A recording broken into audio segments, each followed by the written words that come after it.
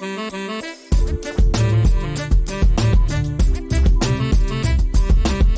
everyone, Scott Hansen here from NFL Red Zone. I hope you're checking out 1 hour of 5 Yard Rush, one of the best podcasts on NFL football in the UK.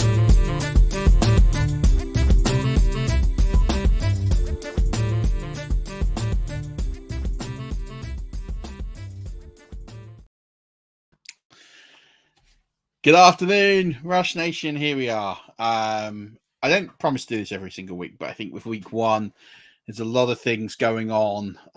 Football is back. Everyone's excited. The conversation's buzzing. And I thought I would chime in with my initial thoughts. And I haven't watched every single game through. I have watched a number of games and Red Zone and all these sorts of things. But there's still more to kind of break down and see. So I'm just going to give you my initial thoughts. Already did the game on Thursday Night Football, so I feel like I need to cover that. I feel like we got what we got out of that on Friday. So instead, I'm going to go through all the other games and just kind of give you my sort of, I will say analysis, but just quick sort of viewpoints in terms of things I would take going forward and keeping an eye on. And starting with the Packers-Eagles game. Obviously, the Jordan Love injury becomes kind of the immediate highlight. It does look like he's going to miss, they say, 3 to 6 weeks, okay? So you've got Malik Willis, who is the next guy up. I don't think that will remain. I think they'll sign Ryan Tannehill. I think it makes too much sense not to sign Ryan Tannehill. I would question the organization if they can go out there and sign Ryan Tannehill. As much as Malik Willis is probably a bit more similar to Jordan Love and that kind of archetypal quarterback, so that mobile quarterback can make those plays on the run. Malik Willis has not played enough in the NFL to just be able to walk in, not read barely read a playbook, barely be immersed in the offense. It's not like he's been with the team for 2 years. You know, he's walking into a situation where he is still getting up to speed. Someone like Ryan Tannehill will get up to speed faster. He is not as sort of mobile with his legs, but he's no slouch either, Ryan Tannehill either. He's not this rigid pocket passer. That there is enough to him. I know he's not the best, but he's the best option available. And people talk about trades. There could be a trade. You can't really project or predict what that would look like. So for me, this offense is, if it starts with Malik Willis, I am genuinely concerned about what happens with Reed, with Dobbs, with all these players. Because do I expect Malik Willis to come out and do the things that Jordan Love? I don't think Jordan Love was incredible in this game. I think he had some good moments, but he threw a 50% completion percentage. But his receivers made big plays. Jaden Reed in particular was phenomenal. But he threw the ball 34 times in this game. And if you bring Malik Willis in, is Malik Willis going to throw the ball 35 times in a consistent manner? I just don't think so. I think Ryan Tannehill, for me, fits that. And I feel a bit more confident about this receiving core for the next few weeks with Ryan Tannehill at home than Malik Willis. So that's my initial thought process on them. And then it's quite hard to extrapolate anything from this game because that was all with Jordan Love. And then we don't have Jordan Love.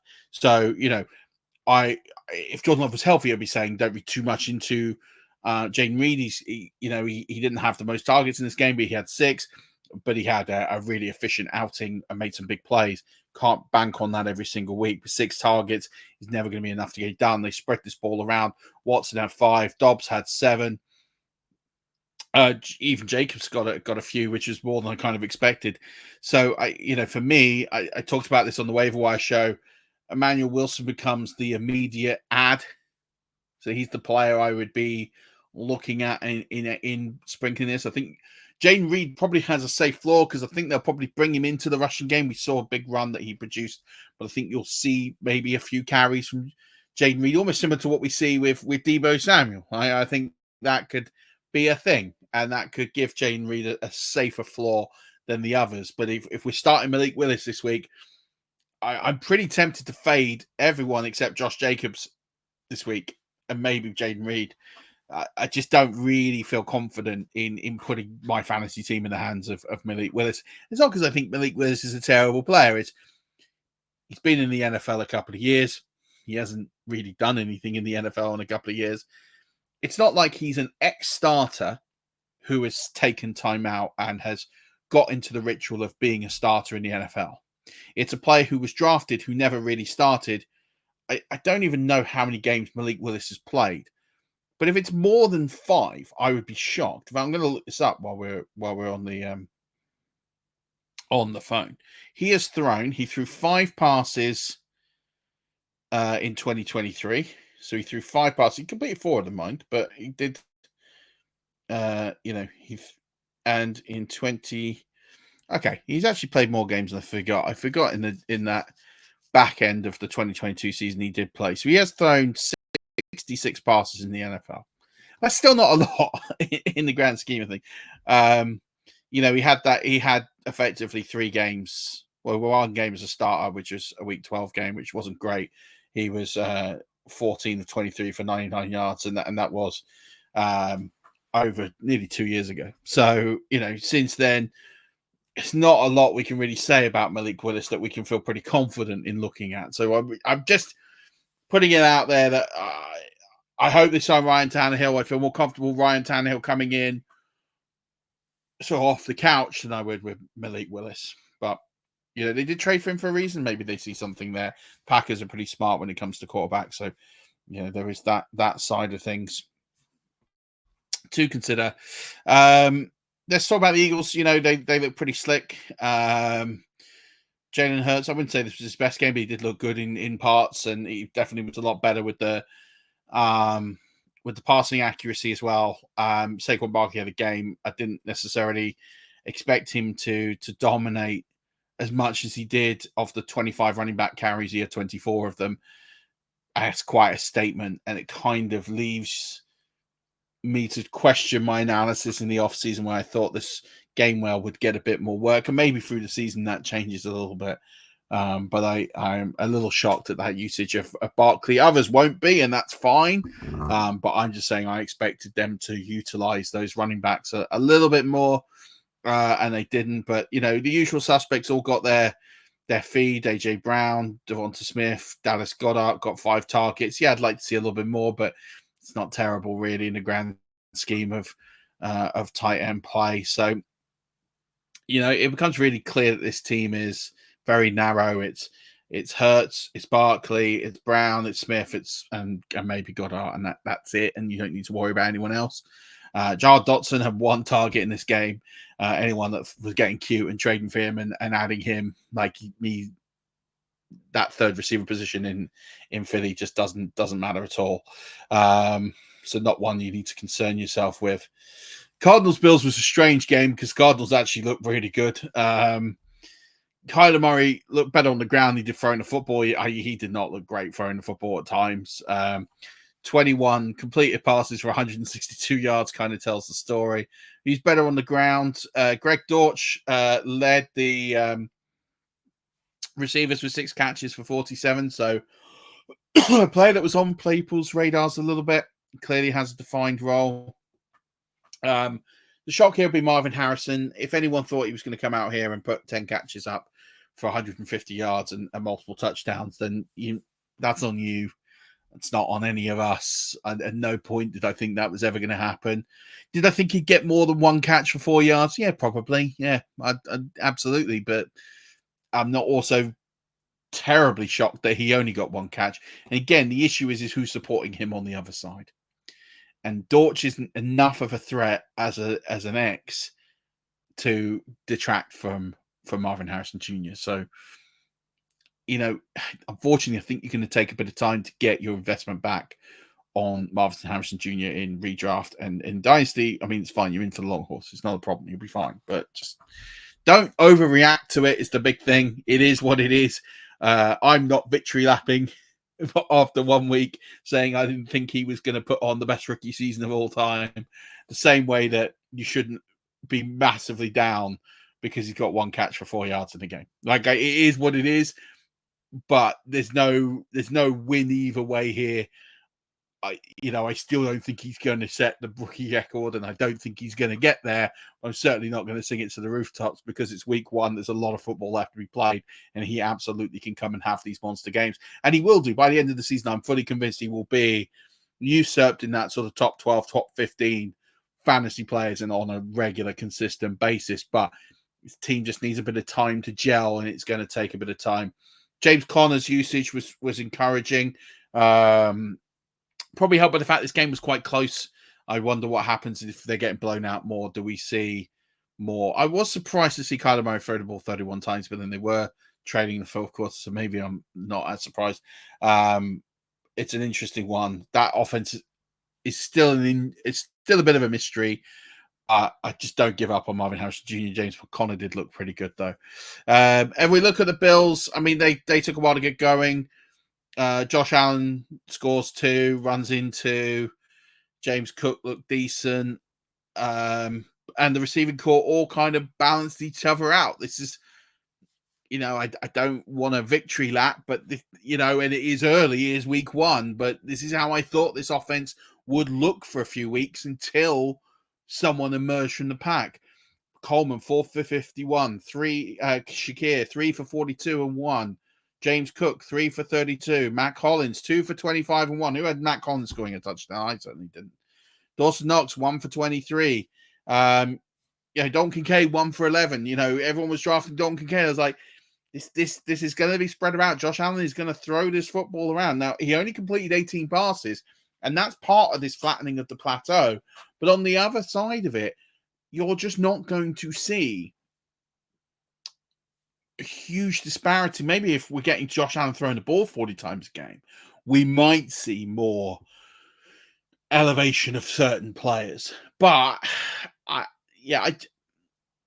again, don't panic. If you've got any of these players, the Curtis Samuels as well, the Keon Colemans, don't panic. It is what it is. You would have taken these players, I hope, thinking about the season as a whole. I think Keon Coleman comes good towards the back end of the season, mid-season onward for sure. But I'm actually, if I'm a Keon Coleman owner, which I'm not in too many places, I'm not disheartened by that usage. 5 targets, 4 for 51. That's not bad. It's a decent target share. But it is a pretty flat offense, and Kincaid is going to get usurped. Not usurped, he's going to get capped by Knox. And that is going to happen. And, this Bills offense didn't operate too wildly from what I thought it would initially. I think it will change. It will take a few weeks, but I think what you've seen now is what we will see for the next few weeks. Whether we see it with the same level of potency, efficiency, I don't know, but it's definitely a different team to, I think, what some people expected, but there you go. Patriots Bengals, definitely the shock of the weekend, that's for sure. I don't really have anything to say on the Patriots other than Ramondre Stevenson looked phenomenal, and he's probably the only player I want to play on the Patriots. There's no one else I want. You could argue maybe Austin Hooper as a tight end option with 4 targets, but yeah, Ramondre looked great. Phenomenal for him. I'm really pleased because I like Ramondre Stevenson, and I probably didn't draft enough of him because I didn't really want too many pieces of this offense. I have him in a few places. I'm all right with that. It's Ramondre Stevenson on no one on the Patriots. That's all you kind of need to focus on. If you've got anyone else, if you're desperate for a tight end, you might as well throw a punt on Austin Hooper or Hunter Henry. It could be worse. But I'm not starting any of the wide receivers. Antonio Gibson's usage isn't encouraging. So, I mean, it is if you're a Ramondre Stevenson fan and owner, then you've done well. And that's it. But you can't start the biscuit, Brissett. Yeah, it won't be long till we see Drake May on that performance. I mean, listen, credit to Brissett. He didn't lose the game. He managed it. He did what he had to do. It's not a knock on Jacoby Brissett, but he's not a starting caliber quarterback. But he didn't turn the ball over, and that is ultimately all New England needed to do yesterday was not turn the ball over, and that's exactly what happened. As for the Bengals, what do we say about the Bengals? I mean, it's a tough situation. Higgins is out. We've got, Chase on a account, and is he going to play? Is he not going to play? And that drama has just completely hurt the organization. And if Jamar Chase is with the Cowboys, he gets paid, but the Bengals aren't going to get bullied into decisions. It sounds like it's close. It sounds like something's going to happen, but there was reports like we should credit Jamar Chase for his behavior and the way that he's handled this situation. I think he's 100% hurt the team, and there's no other way for me to view it. And that's fine. He's looking after his own interest. He's thinking about his family. I'm not going to criticize him for that, but I'm certainly not going to praise his attitude and saying that he's been a model professional, because he's hindered his teammates. And that is 100%. We've seen that with the loss yesterday. All of this noise, all this chat. Joe Burrow, who's he throwing to? Yoshivas, okay, Chase gets 6 for 62, but it's hard. He's got no Higgins. He needed some help yesterday, and it shows you that the rest of this core is just not up to it. I would say probably the bigger worry would be with the rest of this Bengals team is the fact that no one stood up in the absence. And that is a concern. And that's one that you have to be a little bit worried about, especially for Jermaine Burton. So I don't know what happened with Jermaine Burton. I don't know if he was injured and I missed it. I think he is injured, actually, and I've just forgotten.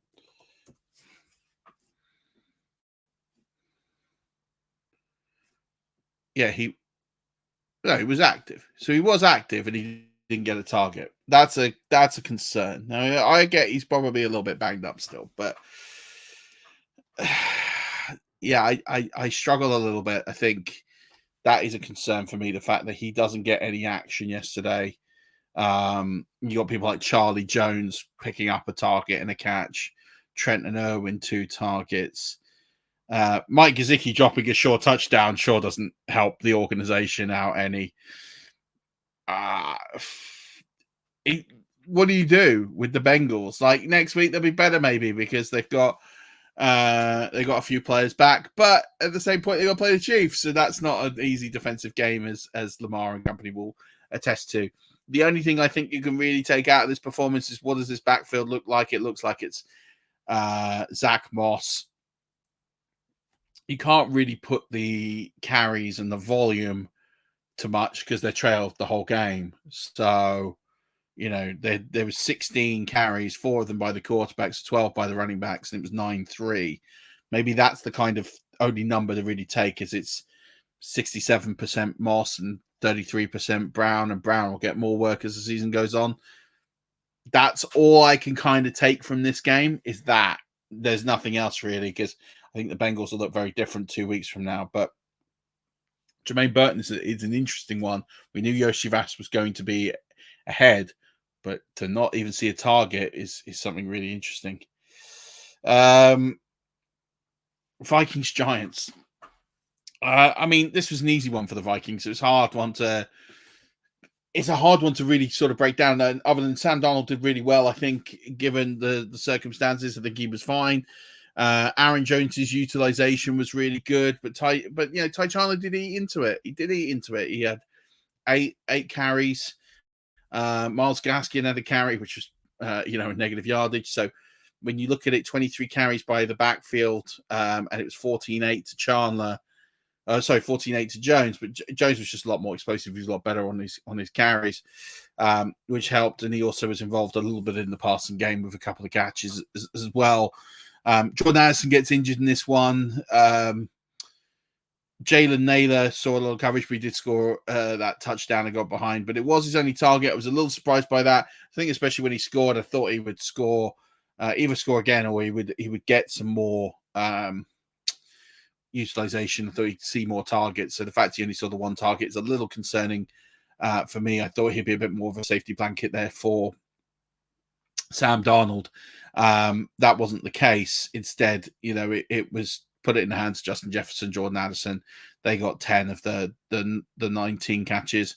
They got 10 targets out of the 24 and 7 of the catches. Josh Oliver getting a couple, nothing I'm really into there. Ty Chandler being used as sort of a scat back. That was that safety blanket that I thought might go to Naylor. So Ty Chandler definitely has a role. He's flex waiver role with upside if something happens to Jones. But who can ignore Johnny Munt? People were saying, "Oh, get on Johnny Munt. He's going to be a tight." No, he's not. Just ignore it. It's fine. What do we do with the Giants? Absolutely nothing. I talked about the waiver wire. I'm adding Wan'Dale Robinson with his high target volume, 12 targets in this game. Malik Neighbors is going to be okay. Devin Singletary's usage just in the training the whole game. I'm not too worried about his usage in this game at all. 10 carries in a game they're losing. And then he gets four catches or 14 touches. It's not bad. It is what I would expect in a team that's losing quite badly to experience. I mean, Daniel Jones clearly looks off the pace. Talks to him being dropped, I think, are premature. I think as bad as he was, they haven't got a better option behind. I think they're just going to have to see what happens for the next couple of weeks. And they got Drew Lock. I mean, it's not going to get much better with Drew Lock, unfortunately. So the only thing I would point out is Theo Johnson got 4 targets as the tight end, and Daniel Bellinger got 1. So Theo Johnson is clearly the tight end of preference there. But yeah, it's a narrow team you don't really want much of, the Giants. So it's not much to kind of read into there. Titans, Bears. I don't know how the Bears won this one, if I'm truly honest with you. Defensive plays, I guess. Tyreek Stevenson mugged me off a little bit. I said he had a terrible 2023 in a column this week, and then he goes and scores a touchdown. So he made me laugh a little bit. Maybe he read that and was inspired. Who knows? Will Levis was good in the first half and absolutely appalling in the second half. Is this the Will Levis experience? We're just going to see what happens. I don't really know. I don't. 127 yards is poor. I don't know how many of those yards came in the second half. I can't imagine there was much. Let me have a quick look and see if I can find it.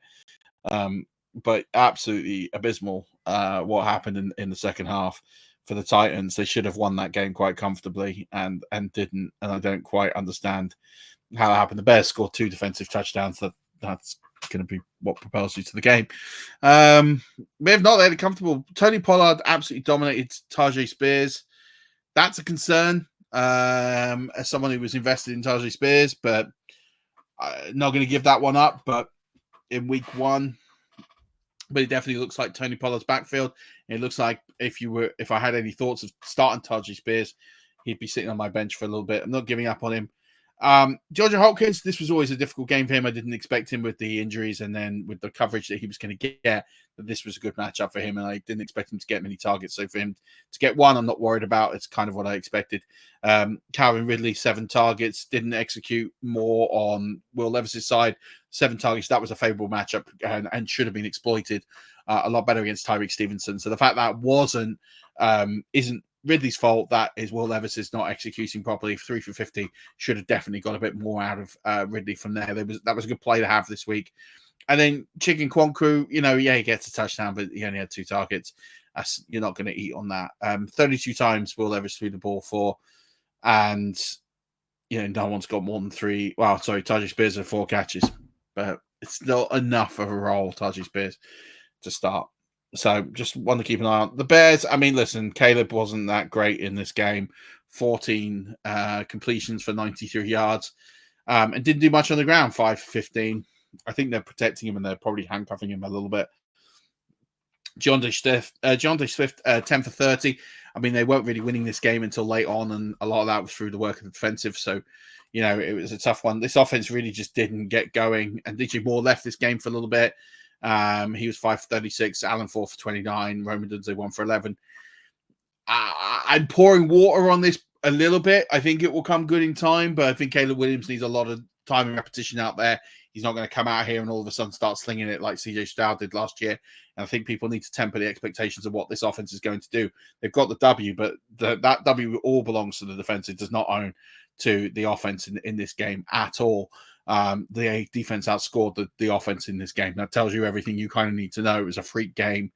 The offense didn't, I don't think, look particularly good at any spate.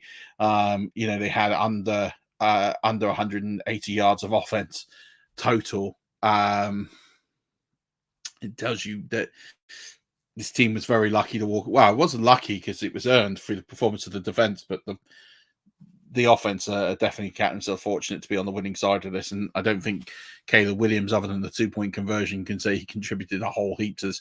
The one thing I will say about Caleb Williams, he didn't turn the football over, and that's always going to help you. So, I think it's important that not turning the football over should get a certain amount of credit, but I don't think he did anything really significant to win this game other than that.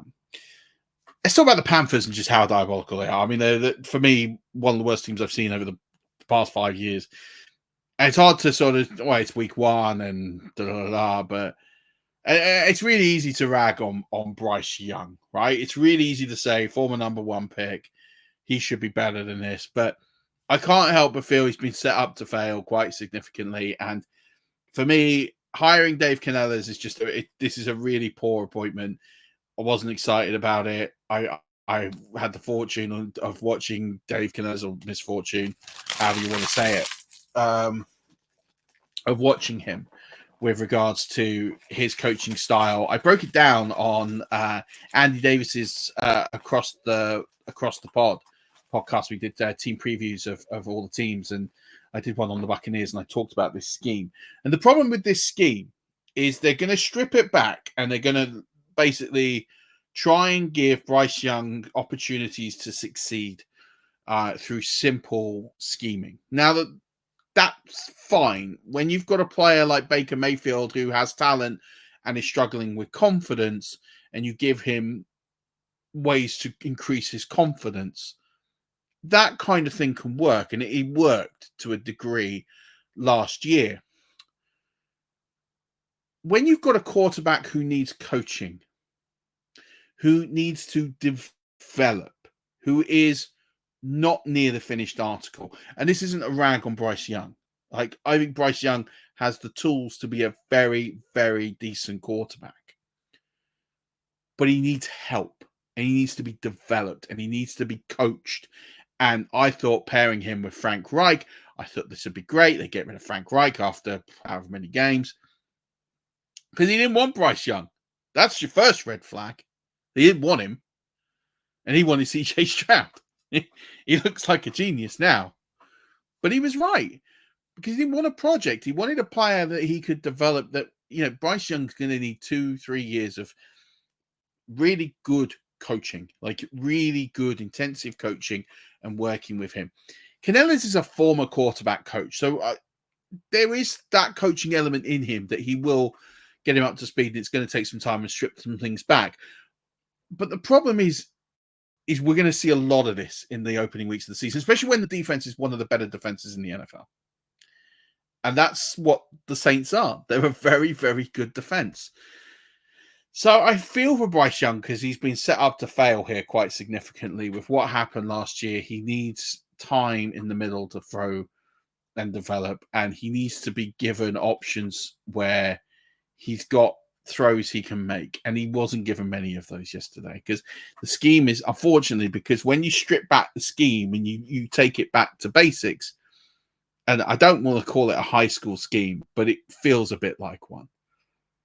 Good defensive coaches like Dennis Allen and the Saints are all over it, and they knew exactly where the ball was going, and they jumped on it, and they jumped on it, and they knew exactly how to take advantage of this.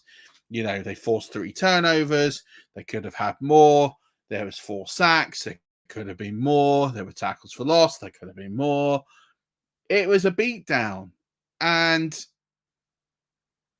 unfortunately, even next week when they play the Chargers showed yesterday they're a pretty decent defensive outlet. This is going to happen for a few weeks. And it means that the players that we really want to see succeed on this roster, Deontay Johnson, I think Deontay Johnson had a horrific matchup against Marshall Lattimore. So I wrote him as someone that I didn't want to touch this week. And he had 6 targets, 2 catches. I think it gets better for Deontay, but I think it's going to be tough. Like, I genuinely feel that you cannot start anybody on the Carolina Panthers until further notice, unless desperate. Chuba Hubbard, you know, they're not going to be able to run the ball much if they're trailing by 2 or 3 scores every single week. Like, you're going to struggle with them. I mean, they ran the ball 20 times yesterday, and that included Bryce Young, and he scored 1. And like, what are you going to do? Like, there's not much you can do. They can't run the ball. And you know, Bryce Young completed 13 of 30 yesterday. Like, no one's eating on that. And they've got a tough assignment next week. It's not quite as tough as the Saints, but it's not going to be easy. I just think that you need to stay away from everybody on this roster if you absolutely can until things change. And I think it's going to be a while. I think it's going to be really horrible season. The other thing on Canellas, by the way, and this got me more than anything else yesterday. They're 30-0 down before the half, right? 30-0 down. They've got one play before the half. They're in field goal range, right? So they can go from being 30 points down to 27 points down. So they're still 4 scores down. They decide to kick the field goal. Now, as a player on that team, and I'm not saying that they're making, it's a reasonable distance, 25, 30 yards. And I know that the confidence has evaporated from the team and they're getting punished and it's brutal. Kicking the field goal says to me, as a player and as a person watching, we're more concerned that we're going to get shut out than we are of trying to build momentum and trying to win the football game. And I would look at that, kicking that field goal at that moment as a white flag, right? We lose. But hey, we haven't been shut out. Moral victory. And I just think that's the complete wrong mindset. It's hard to kill Canellas in his outing where he's getting absolutely massacred. But at the same token, you've got to think about the big picture. This game's gone. At 30-0 before the half, the game is finished. The only hope you have is if you score a touchdown, you're down 23-22, you get the ball early in the second half, you can do something with it. You might have a very small chance if you hit it.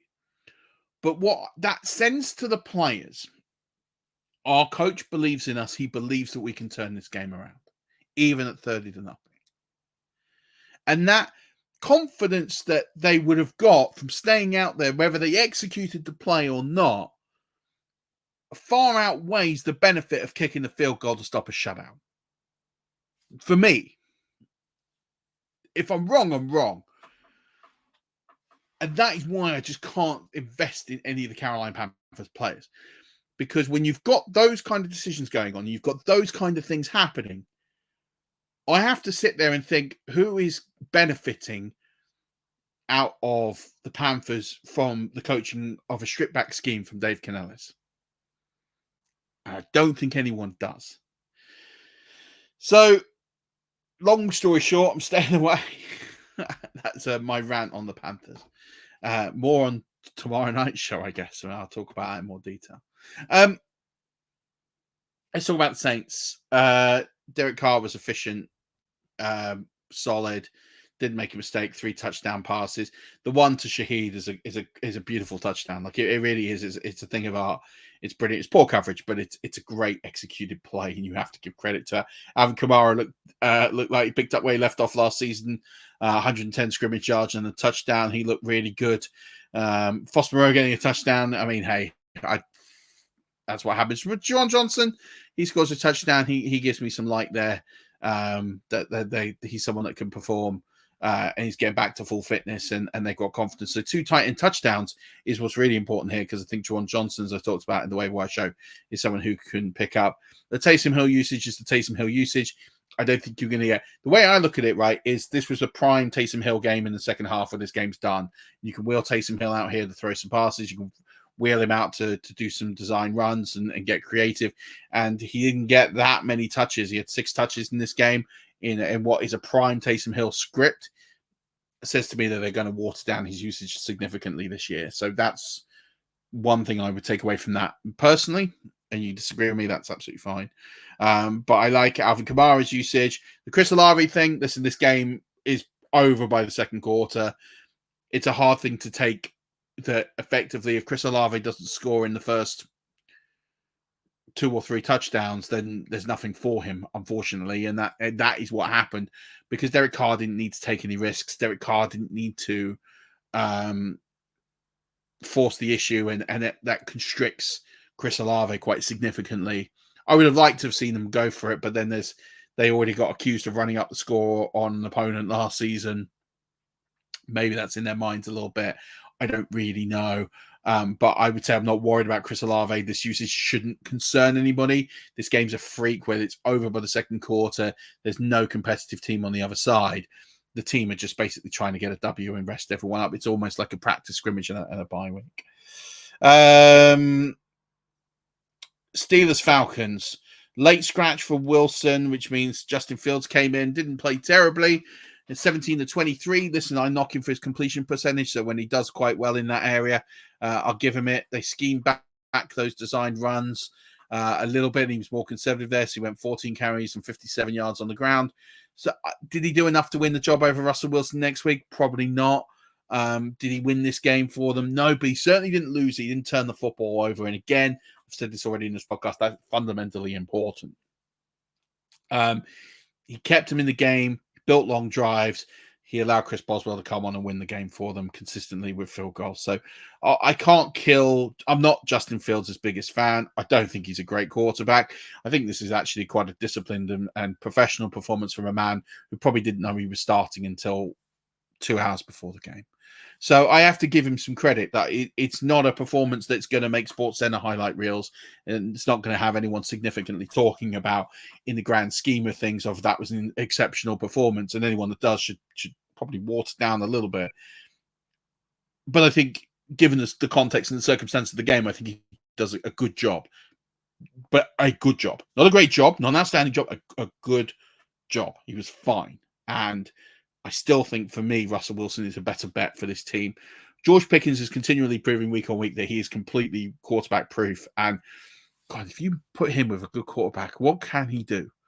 Because if you look at who he's had as quarterbacks in his career, and he's putting up the numbers he might be one of the least talked about players in the league. And he continued, 6 for 85 yesterday, led the league last season in yards per catch, and once again, just completely did a great job.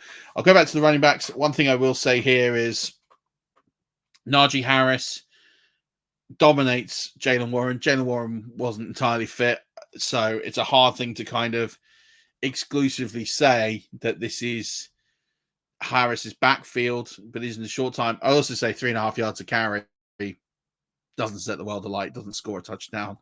He didn't do anything that I would be concerned about as Jaylen Warren owner going forward.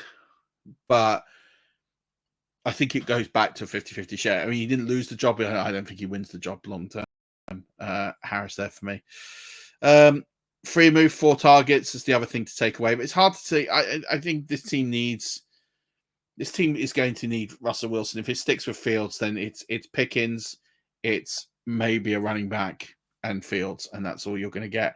At least with Wilson, you might not start Wilson, but I think you'll bring Warren into the game more, free and move into the game more. You might even get a second receiver usurp from this sort of purgatory of wide receiver 2, 3s they've got, because none of them are viable under Fields. He's not going to throw the ball enough, and he's certainly not going to give him enough volume to do so. What do I make of the Panthers? I think for me, they're arguably not just the most disappointing team other than the Bengals, but the one I'm the most confused about.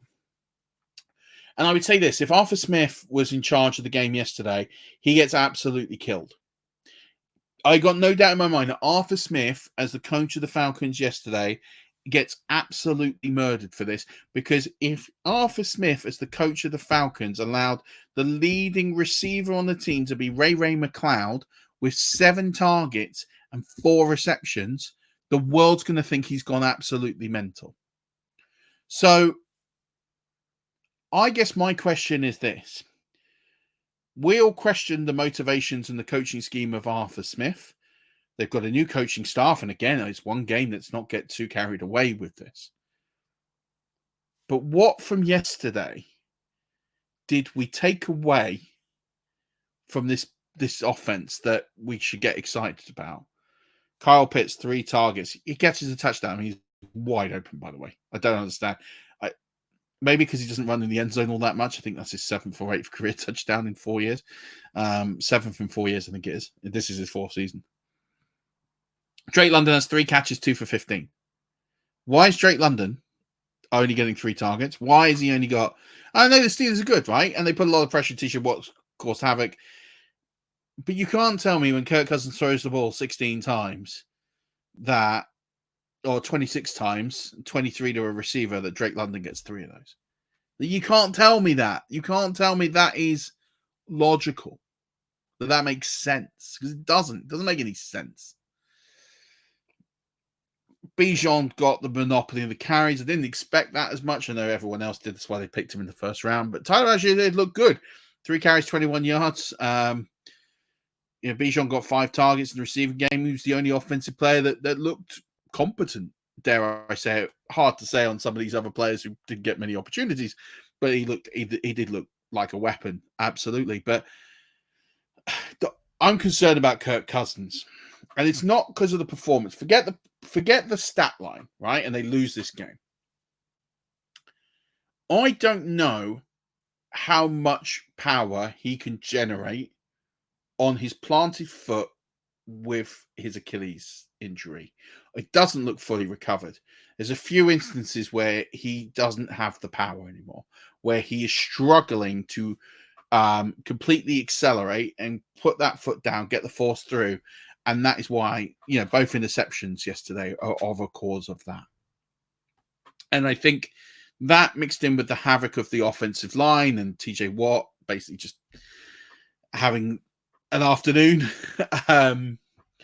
dents his confidence.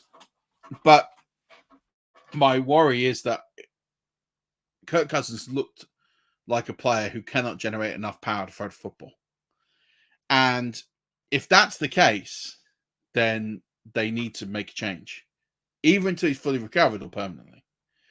Because on yesterday's performance, I cannot see where Kirk Cousins is going to... Like, if I'm sitting here this week and I'm playing the Falcons next week, and I'm sitting here and I'm a defensive backs coach, I'm telling the boys to move up. I don't think he can throw a deep ball.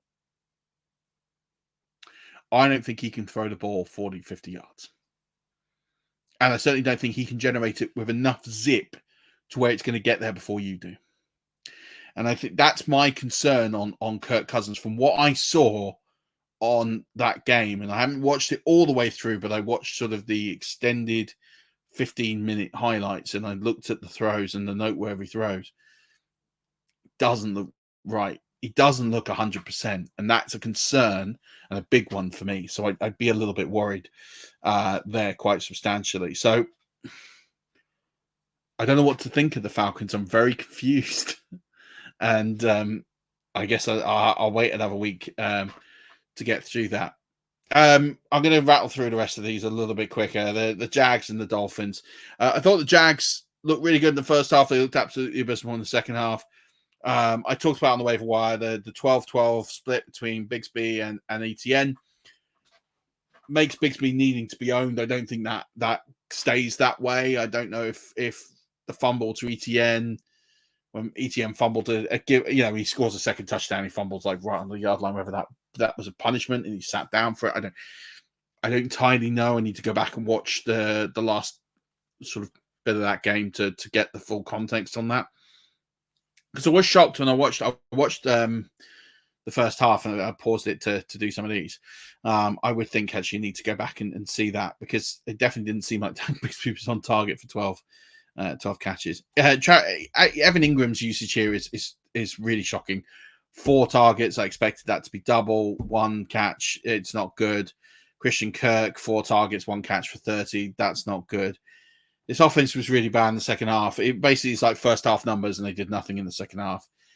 Was really, really bad. And inversely, the Dolphins were really bad in the first half and really good in the second half. And really, there was just 2 big plays, one to Waddle, one to Hill, that eats all of their yards effectively. And it makes Tua's rating significantly better than it was, because actually I don't think he was very good yesterday. But he has that big play to Hill, who makes up 50 of the yards after the catch. Waddle makes a big play. Achane looked really solid. Jeff Wilson getting involved, not something I expected, and Mostert didn't look particularly good in this game. That's a concern if you've got Mostert, but then also I would expect Mostert to get a lot of the carries when they're winning, and he didn't. and they're not winning in this point until very late in this game. So I think that explained the game script a bit more. Achan looks an absolute monster, as we kind of expected. So, he's justified his position here, but it's a very narrow team. I think we'll see Mostert get more carries when they are ahead in games. I expect to be ahead in a significant number of games. But I think Tua needs to step up as well. I don't think he had his best game yesterday, and I don't think that's outrageous for me to say so. Texans Colts. I mean, this was a really fun one to watch. Stroud looked solid. Joe Mixon had a day. He looked absolutely phenomenal. I did not expect him to carry the ball 30 times. And he was phenomenal carrying the football. 30 times, 159 yards. It's over 5 yards a carry, touchdown. He was really good. Nico Collins is the man. He showed he was the man. He showed why he got the contract in the bag.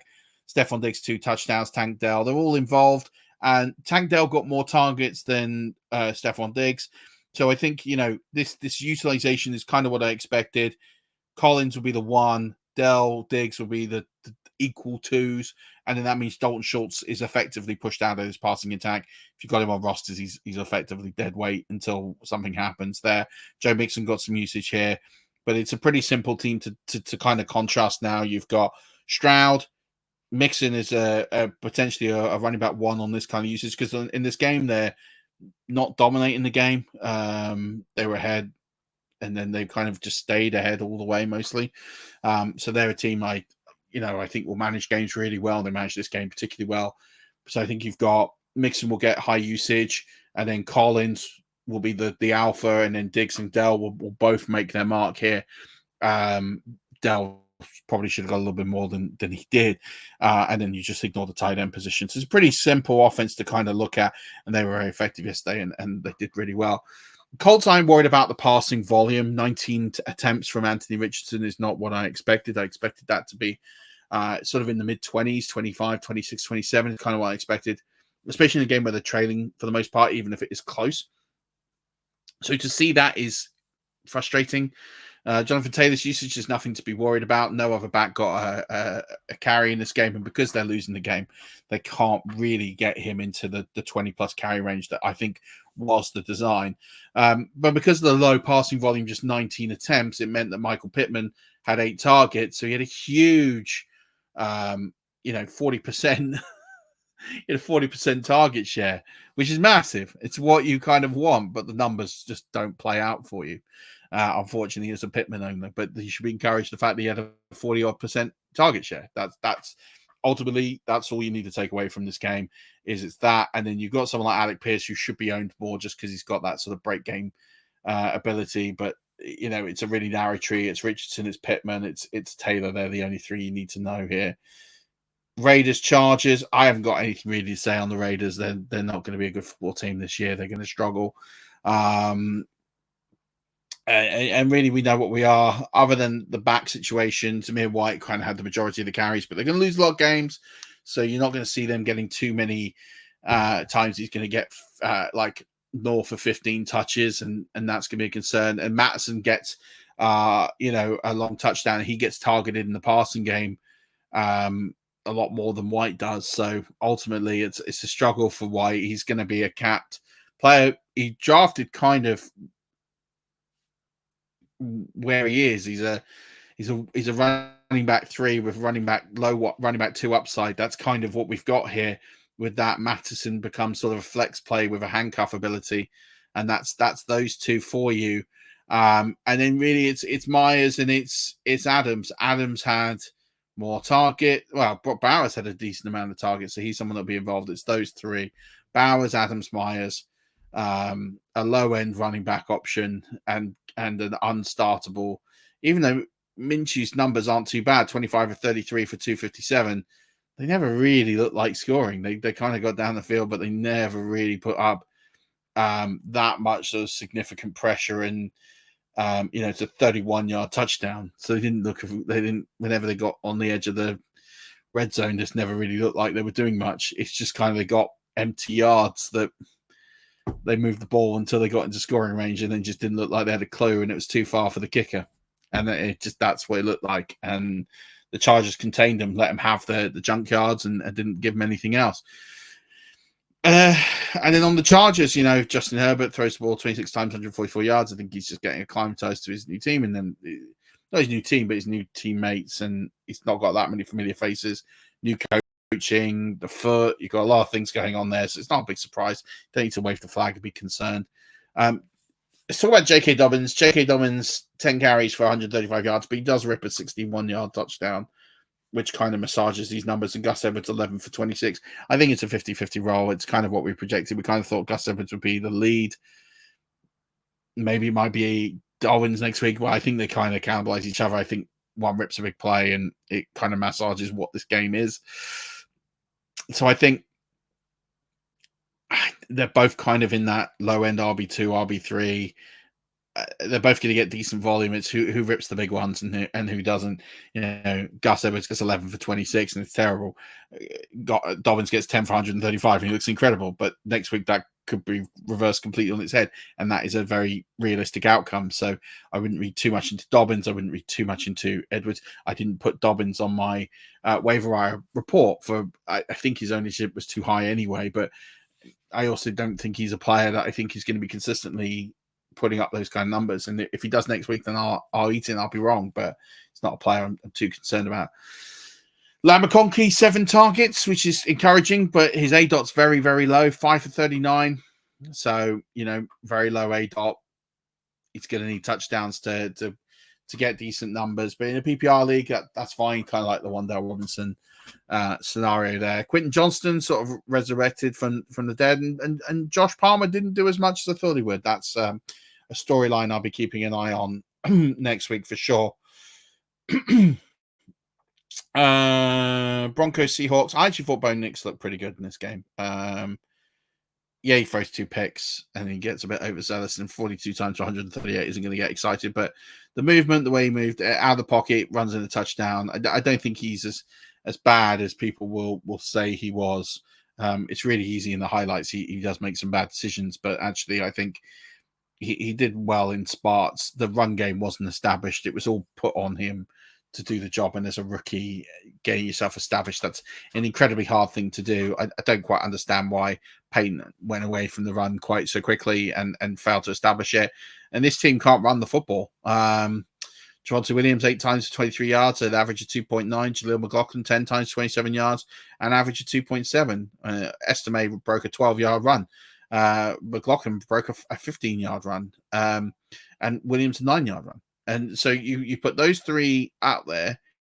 So that's 27 plus 36. And then you add Bo Nix's 23 yards. And that's 59 yards of the 99 were on 4 plays. So they had 40 of 21, which is just dreadful. Josh Reynolds talked about this in the waiver wire pod. 8 targets, 545. I was tempted to put Devon Vale in, 8 targets for 8 receptions and 39 yards, but I don't think so. 839 is not something you're going to see again. I don't think Vale gets that many targets again. Cortland Sutton had 12 targets in this game. That's all I care about. He's the one I want to own going forward. I think Josh Reynolds as a sprinkle. Greg Dulcich, 3 targets, not enough for me. I don't know why Vale ended up with so many targets in this game. I guess it's an established relationship they've worked on, but that A-dot being very low means those targets are very easy to get rid of very quickly. And maybe the team just thought, we're just going to let Nick's just get it out of his system, throw the ball out, get comfortable, and write this one off. And that could be very much the case here. Seahawks, I thought Kenneth Walker Jr. Kenneth Walker III looked brilliant. Any worries about Charbonnet eating into his workload were short-lived. So Geno Smith didn't have his best afternoon. He wasn't terrible, but he wasn't certainly great by any stretch of the imagination. Tyler Lockett was the lead target monster here. 7 targets, 6 for 77. And then you got Charbonnet, got 2. DK Metcalf got 3 catches. JSN's the guy I'm fading now in the short term. He's just buried on the bench. We know he's going to usurp at some point, but it might be a while. No fan, only 4 targets. I expect that to go up in future weeks. I think they sort of managed this game and just sort of took control, let the defense basically contain the Broncos, and then they just went to a bit of a containment mode, let Walker run the ball a lot. I think Walker's usage will drop ever so slightly, and I think that will go towards some of the passing elements, especially someone like Noah Fant. Cowboys, I mean, not much to talk about with the Cowboys other than, Ezekiel Elliott had 10 carries, Rico Dowdle had 8, so it still looks a 50-50. But what I will say is that Elliott got 2 catches in this game, so it looks like he's going to have a little bit more, and Dowdle had 1. But, I mean, the touchdown puts the gloss on Elliott a little bit. I need to see what the red zone usage was like in this game and really sort of map that out. But I think if you planted in the Dowdle camp or the Elliott camp, you're going to have to wait until one of these sort of breaks through. And I think one of them will. I think one will usurp the other. I still think it will be Dowdle, but I can see it going the other way. CeeDee Lamb got 25 yards on the ground. That's really good. Dak Prescott was just contained by a great Cleveland defense. I think that's no surprise to anyone. CeeDee also got 10 targets in this game. Brandon Cooks got 7 and he got the touchdown. So Brandon Cooks is more than viable. He didn't go in my waiver wire picks because he's over 50%, but you should be picking up Brandon Cooks if he is available in your leagues. That's one thing for absolute sure. And there's no one else. Jake Ferguson got quite a significant injury in this game. I think he's probably going to miss 3 to 6 weeks with a MCL strain or something like that is what appears to be the news. They'd say it's not ACL, but I still think he's going to miss some time. Commanders and Buccaneers. Jane Daniels. I don't think Jane Daniels looked particularly great in this game. I think he looked fine running the football at times, but the guy doesn't know how to stop. He doesn't know how to slide. He's going to get himself hurt. Got very lucky he didn't get hurt in this game. And I think the fact that the Buccaneers were always sort of 2 scores up probably took some of the pressure off a little bit and stopped them necessarily going for the quarterback to a degree where they didn't want to give away silly penalties. There were a couple of silly penalties given away. One was a helmet to helmet, and it's because of the way that Jane Daniels slides that contact happens. And I think you can't penalize the defender who hasn't leaned his helmet in because the quarterback's decided to slide head first. I don't necessarily think that is fair, but what do I know? Brian Robinson Jr. is the guy who looked phenomenal running the ball. This is a tough defense to run the ball on, and he looked really, really good. Combined, he had 89 yards. So, I'm encouraged by that. Eklund didn't carry the ball that much, but he was using the passing game 4 for 52. So it looks like he's going to get that receiving role. How big that gets in a spread offense of Cliff Kingsbury's.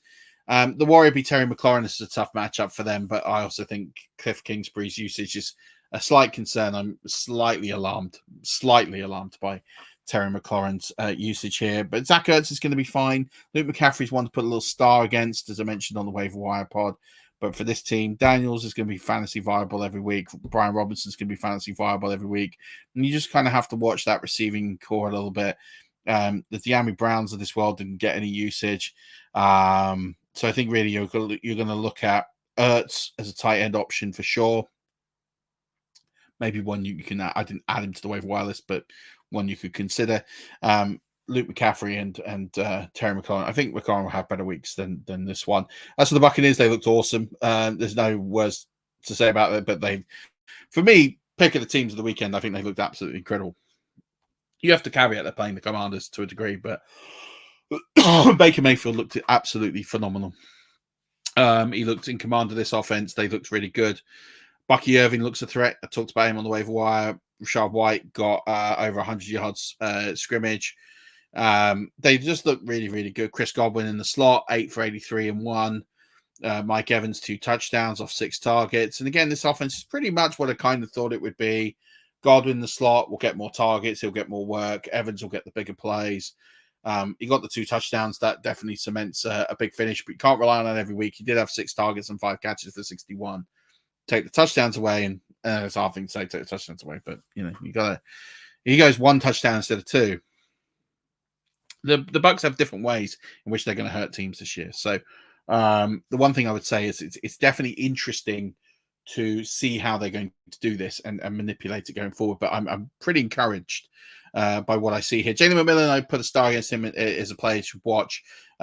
Scores a 32-yard touchdown. He had another one that he effectively dropped and then gets this one later on. There's definitely going to be more and more utilization out of him as the season goes on. I think there's a lot of players you can add. The one I would say that you drop instantly is Kate Otten. I just don't think he's going to have a role. There's too many mouths to feed between McMillan, Godwin, White, Evans and Irving. I don't think you can sustain everybody. So I'm just a bit worried about Kate Otten, but really good performance, and Baker Mayfield should be added absolutely everywhere after this performance. And then Sunday Night Football, I mean, Puka Nacua goes down, so this kind of changes what we think of this offense. There's not too much to draw out of this, other than Kyron Williams is definitely the guy in the backfield. He played all but 7 snaps. 7 went to Ronnie Rivers, and 0 went to Blake Corum. So Blake Corum's not a thing. He's not going to be a thing. It's Kyron Williams' backfield. I'm encouraged by that. Cooper Kupp has a monster day, 14 for 110-1. A lot of that is obviously Puka Nacua's injury. We need to find out what that is going to look like, and that changes the complex of this team quite significantly. But Colby Parkinson did well as a tight end. That's one to watch, and I think Demarcus Robinson becomes a hot waiver wire ad this week if Puka Nacua is going to miss time. Tyler Johnson getting 5 for 79 was not something I necessarily expected. Now, I really like Tyler Johnson. I think there's a real player in there. He was briefly on the Buccaneers for a while, and he was a player that I definitely think has something in him. And there's definitely some things he'll be able to do that I think will be really good for him going forward. But I think the one thing I would say when it comes to him is just be cautious. I don't think there's going to be a lot of work for him moving forward. So that's just one to watch out for. With the 79 yards, for me, it's Robinson is going to get it. Don't pivot to Tyler Johnson. I don't think he's a long-term fixture of this offense. And if I'm wrong, I'm willing to eat it, but we'll look at it next week. But I don't think Kupp's going to get all that volume every week with Puka Nacua here, is what I will say. What do we say about the Lions? They obviously get the W here. You've got David Montgomery getting the majority of carries. That's not a big surprise. Jahmyr Gibbs getting it in the passing game. Both guys get a touchdown. Jameson Williams, the star of the show here, 5 for 121. He gets also 13 on the ground, gets a touchdown. And Amon-Ra St. Brown, only 6 targets, 3 for 13. I don't know if it was matchup.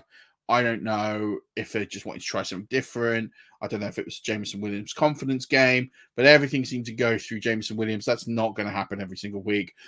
But this is an encouraging stat line. If you did draft him thinking there's a breakout in there and a role for him, there absolutely is. This is the absolute best you're going to get out of a Jameson Williams. I think it tempers down slightly and it swings more towards Laporta and Amon-Ra St. Brown. I guess my big worry is there's so many players.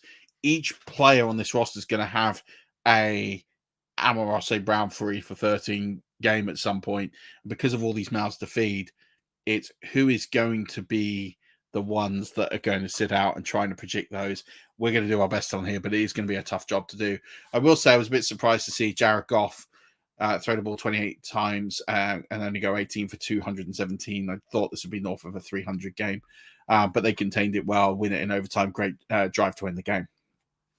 We do have the game tonight to finish off Jets 49ers. I think it'll be quite a low scoring game, but we'll see what happens. But this should get you all the way ready for my initial thoughts and what I think about each team, fantasy relevance moving forward. Hope you found it useful, sort of used it as a brain dump. Leave comments below. I'm going to do start sits. It's going to be a pre-record. I'm going to record it on Tuesday for Wednesday. So please make sure that you get them into me ASAP and I'll go through some of those. But thank you so much, Rush Nation. I didn't expect this to be as long as it is, but there you go. You go through every game, talk about every game. That is what you get. Please leave your questions in the comments. Please do subscribe to the YouTube channel. We're trying to do more YouTube content. We're trying to get followers on there. So we've seen a huge uptick in recent weeks, but please do help us out with that. Even more, hit the subscribe button and you'll get notified when we drop pods like this one. But until next week, Rush Nation, don't forget, as always, keep rushing.